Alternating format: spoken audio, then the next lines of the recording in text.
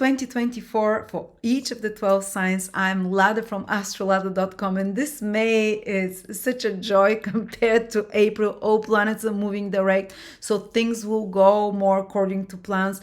There is a powerful first activation of the Jupiter-Uranus conjunction, so finally what I promised you of the Jupiter-Uranus conjunction will start unfolding from you with the new moon in Taurus. This abundance, opportunities that will support you for the next 14 years. You see the first signs of it materially from May. Then we have the Jupiter-Venus conjunction and the Jupiter-Sun conjunction. This month is just beauty. It smells of champagne and caviar and sweet-sounding melody and nymphs dancing naked. this has this Taurian lushness and beauty of Jupiter-Venus sign and abundance and camaraderie. So it's and then we have Jupiter entering a new sign. I'm gonna cover each of the 12 signs, how Jupiter will affect you for the next 12 months. And of course we have Mars being reborn. I'm not gonna give it off, but oh, it is exciting. Okay, I really love this month. But before we start, I have created a short tutorial for an hour and a half, just $9.99 for each of the 12 signs, whoever is interested in it, to how each of the 12 signs, their first and second marriages, and how their life changes after marriage. For example, Aries and Libra, their financial situation is intimately connected with their partnership. So it really changes for the better or worse, usually for the better. Pisces, for example, they can have property much more easily after they get married. Or do you know that Scorpios are more likely, and Taurus are more likely to have hidden relationships, and we're talking ascendants here mostly, and moon, or to marry foreigners or someone from a different religion. Or Aquarians have a pattern of marrying someone from a different country as well. And I'll explain to you, it's fascinating. You know that the second marriage of some signs is much better, naturally inclination, than the second marriage is much better than the first. For other signs, the first marriage would be better than the second one, just because you're born under a certain ascendant. Anyway, thank you so much. Check it out. It's fantastic. It's really enjoyable. It's just $9.99 on the description below. And now let's begin. Sun, Moon, or Rising, May 2024. Libra, the month starts with the birth of Mars. This is the most powerful birth of the planets, because all the stars, planets, become invisible for certain period during the years. But Mars's invisibility is the longest of all the planets. It stayed invisible since September last year till the beginning of May. So the ancient Babylonians and Chaldeans made it a big deal when Mars was reborn again. And Mars is being reborn in its own sign, which makes it very powerful. But that's your seventh house. So some powerful new beginning is starting for you in the seventh house, connected to relationships, seventh house. For some of you, it might be the birth of a new relationship. It might be even sexual, because it's Mars after all. Or someone new can appear in your life that has martial qualities, youthful, ambitious, driven, not just one person. It might be a few such people that enter your life that become like an engine for you, that are driving or motivational force for you. It can be the renewal or some new developments and in the life of your partner, if you have a partner. It can be a new business partnership. It can be your partner getting more motivated, more ambitious, or you getting more motivated and ambitious to pursue others, to go after maybe some kind of contracts, agreements, deals, to forge such deals. But that's more like a shark-like business quality with Mars. It's where you put others in the corner, but that's kind of good, because Libras is very agreeable if you're Sun, Moon, or Rising. And now with Mars being born in your seventh house, over the next 2 years, Mars will have this influence. It's telling you that you have to become more direct with others.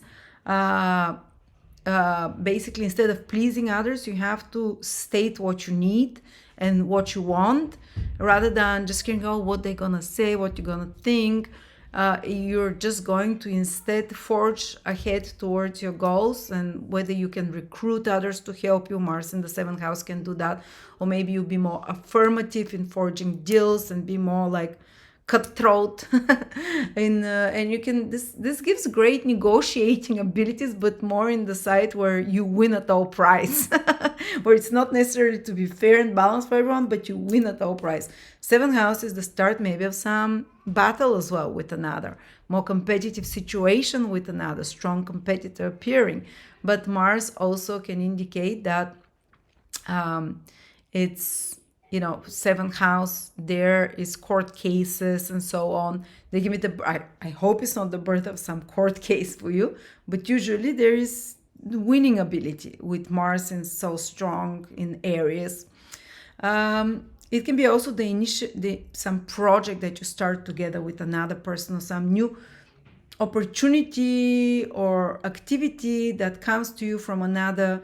New people entering your life, as I said, that are vigorous, excitable, that even they can bring some financial opportunities for you, because the ruler of the seventh house is Mars and the ruler of the second house is Mars.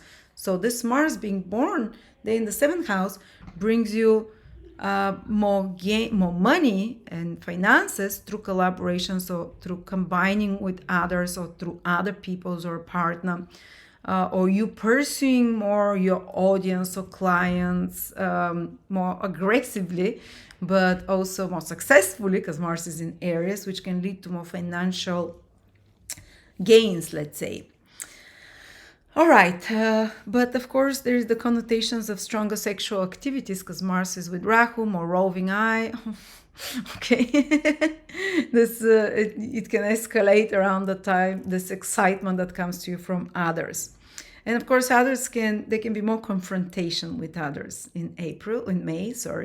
It's Mars after all. Strong people coming into your life, they're expressing their opinions, their desires, you're expressing yours. But the Rahu, the planet of desire, is going to be with Mars the whole of May, so there might be strong desire coming towards from others, or you towards them. We don't know which way, but it can be both ways. All right, the other big event that is happening is that the new moon on the 8th of May will happen very close and will activate for the first time the Jupiter-Uranus conjunction that happened in your 8th house on the 20th of April. And many people said, well, Jupiter-Uranus happened, no great opportunities, windfalls came to me. Yes, because it's a 14-year cycle, and it unfolds over 14 years when something activates it. So the conjunction happens, and now we're waiting for the first activation. The first one comes on the 8th of May and will last for 2 weeks, because it's a new moon. New moon activations is 2 weeks. The next one is when Venus joins Jupiter around, and the Sun conjoins Jupiter as well, very close to the... so there's 3 activations of this new moon, of this Jupiter-Uranus conjunction in May, by Venus, by the Sun, and by the Moon. Starting with this new moon, check out my video from April where I speak what the Jupiter-Uranus conjunction means for you over the next 14 years. Now you're going to start seeing the first results, and every time something transits there around your 8th house at 22 degrees, there will be a new activation and a new unfolding of this story of new prosperity that comes to you from others. 8th house is the others' resources, or 8th house is mutual finances you have with a partner, your mutual money together in a marriage. 8th house is the money of your clients. 8th house is the house of inheritance, maybe some inheritance, maybe, and it's a big fluke, it's a big windfall, it's a big thing, it's not a small thing that starts getting activated. Maybe new ideas will get activated, how you can make more money through others, how through its taxes, insurances, inheritances, something from there. Think in those themes, but it's positive, it gets activated for positive. Taxes, I don't know, you figure it out. I'm just throwing you things there. 8th house is also the stock market. If you've invested in some stocks and bonds and mutual finances and resources with others, the stock market is that. There can be some sudden activation there with this new moon of the luck of Jupiter and Uranus. Eighth house on a spiritual level is healing because it's the house of regeneration. But if it's not activated, it's where we get stuck with the traumatic feelings from the past. Because eighth house rules the chakras. If the chakras are blocked and they're not spinning and we can't process emotions, feelings, traumas, what happens is stagnation, sickness, life-threatening situations. But all of this, Jupiter Uranus, is about liberation, freedom, and all these activations happening in May. There can be some big unlocking of healing process happening for you on the psychological and on the physical level. And of course, when this unlocking happens, sometimes there can be an activation of the healing crisis that first happens, like the symptoms get worse, but after that you're freed from it. So I want to give you assurance that even if you feel tension, anxiousness, or some stress, or the worsening of certain symptoms in May or even in April, if it started, it's kind of like a healing crisis, because Jupiter and Uranus are liberating influences that want to liberate the stagnant and toxic feelings, emotions that have been making your body sick, your mind sick, if they have been. And the healing crisis is very sudden, it's very can feel stressful and painful, but the release after that, you'll be freed, and you can have some sudden realizations now in May about psychological stuff, about like a big reversal, but for the positive, big realizations and reversals that shift something psychologically for you on a deep quantum level. And of course, there can be some surprises. Eighth house is full of surprises, but these are good planets activating it. Jupiter, Venus, new moon, that can become a source of abundance for you, even though at the moment they might be shocking, because the eighth house has the element of shock, of death, birth, conceptions. So think also about those lines. Surprise conception, someone passed away, leaves you a inheritance, or these are huge things that I talk about. I don't want to scare you, but eighth house is not this meadows and roses. It's caverns and caves and extreme places. It takes you to highs, lows, lows. So you can have this powerful activation of very powerful emotions, lows. But because of Jupiter, Venus being there, there's a lot of release and a lot of healing. There can be sexual healing, sexual deeper intimacy than you felt before. Remember how I told you Mars appearing in your first house can increase? These are the two houses of seventh house is partners. Mars is being born there, and it's a very sexual planet as well. Maybe someone new appears in your life, or renewal of an existing relationship. And eighth house is intimacy, where you're sharing, when you come together and co-create something. Your energies mix, whether you co-create more financial abundance with all those activations here, or maybe you co-create a child, or maybe you co-create, I don't know, something. But it's alchemical and it's transformative. So there is this themes there. I'll be watching my husband closely and keeping him all the time next to me with those activations, so I can be his alchemical trigger.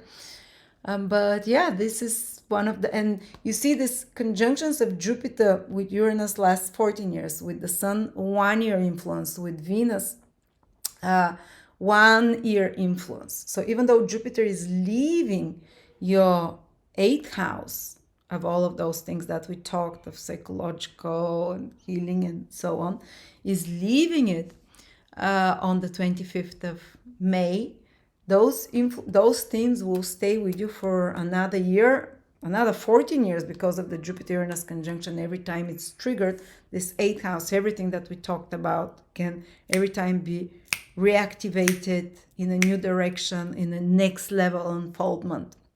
But the big one this year is in May. Then next year there will be again activations. Oh no, and later on Mars will pass through that degree. We'll speak about it. And around the 22nd, 23rd is Jupiter conjunct Venus. Beautiful day, guys. In your eighth house, so there can be this intimacy, bonding, intense feelings, attractions, but in a beautiful way. Maybe gains from stock market, mutual finances, resources, support from others, something that comes to you from another, like a gift, like a support in some way. but also it's socially good time because on the same day is the full moon in your third house, which is very social house, around the 23rd and a few days after that. So this can be the fruition of some social event. It can be, and it's very auspicious full moon because it's Jupiter sign, it's in Sagittarius, it's opposed by Jupiter, aspecting by Venus, trine Neptune, sextile Pluto. Beautiful, beautiful. So that can be very intense social, but beautifully social time for some of you. Maybe connecting with people, having important conversations, life-affirming conversations, positive, uplifting interactions. Can be something important happening to you with information, getting some news, with anything to do with letters, emails, and so on, or maybe something to do with marketing, emailing, with some projects that you're working in a team that has a fruition, you're seeing the result of it in some way, or some trip around that time, short trip in some way that gets activated. And then last but not least is the most important event this month, even though I think you'll feel those other events more intensely in May, more specifically in May, the Mars being born in your 7th house, the activation of the Jupiter-Uranus conjunction in your 8th house with the new moon. But Jupiter enters a new sign. For the next 12 months, Jupiter will be expanding your 9th house. It's so lucky. You're going to start feeling from around the 25th, especially if your earlier degree is Libra, but all Libras will see a shift in their energy from the end of May, because Jupiter is in trine to your sign already, and it's promising you over the next 12 months. Jupiter, especially those born till the 15th, 16th degree of Libra, Jupiter will pass the first this year, especially 2024, will pass those degrees 3 times and into 2025.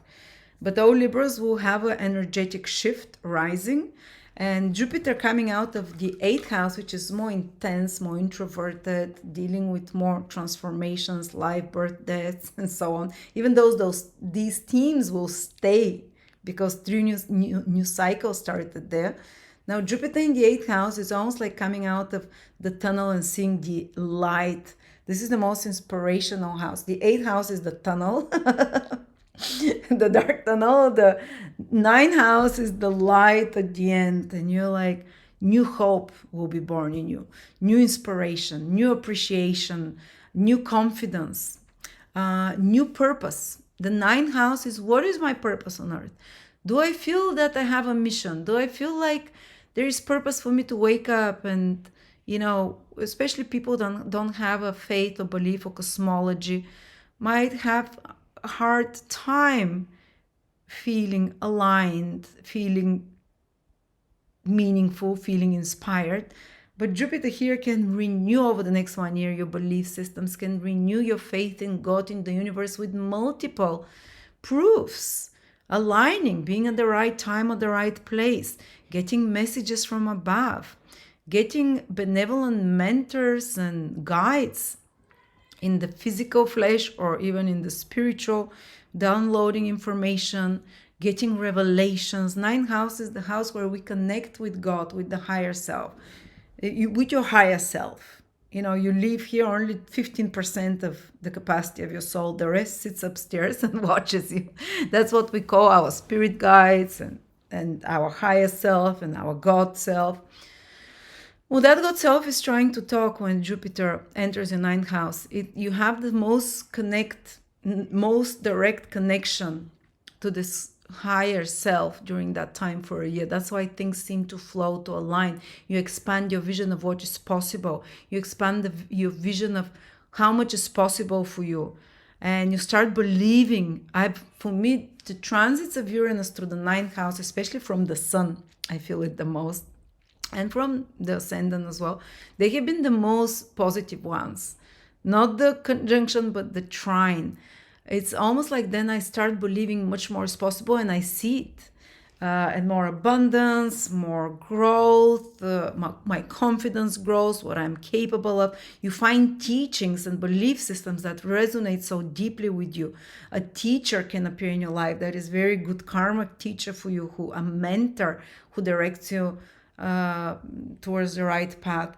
Jupiter in the ninth house opens the door for traveling abroad, opens the door for educational pursuits, for teaching others, for learning, for pre-qualification. You can learn a new language. You can move to live in a foreign country. You can travel a lot more over the next 12 months than you've traveled before. I discovered astrology when Jupiter transited my ninth house, a new knowledge system that gave meaning and purpose in my life. Also, Jupiter in the ninth house is fertile energy because it sends a trine to your sun, moon, or ascendant, and to your fifth house of children. So green light for getting documents and passport to live abroad, for traveling, for education, getting in the best institutions, finding the right teachers or the right gurus or the right mentors to follow or to study with. You becoming a teacher. I started on Jupiter in my 12th house, in my ninth house. And the first time it passed, I started learning astrology. It gave new meaning to my life, higher knowledge. My life suddenly started having meaning and purpose. A new horizon of knowledge and opportunities opens for you. 12 years later, Jupiter in my ninth house, I started teaching astrology. A new horizon of joy and meaning and purpose. And I had a baby and another one. So, good things tend to happen, Libra. Get ready for it. Enjoy it.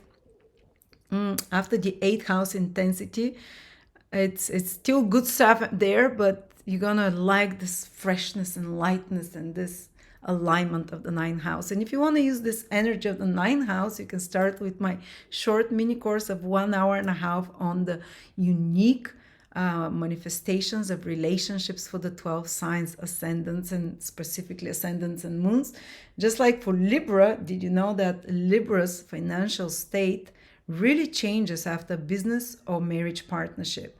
This is what can really, if you're financially not doing well, a partnership can change it. And I'll talk to you why. Or do you know that the second marriage of Libra, how it's going to be very different or similar to the first one? I go through very specific and interesting information that you've probably never heard about, and it's just $9.99 if you want to watch it